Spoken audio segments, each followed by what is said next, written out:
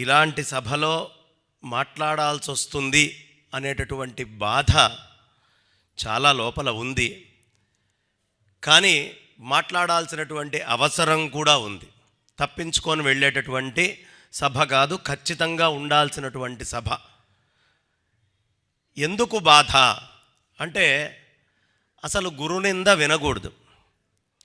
ఆ గురునింద చేసినటువంటి వాడి గురించి విన్నాను అనేటటువంటి దానికి ఒక సాక్ష్యం కింద ఇక్కడ కూర్చున్నట్టు.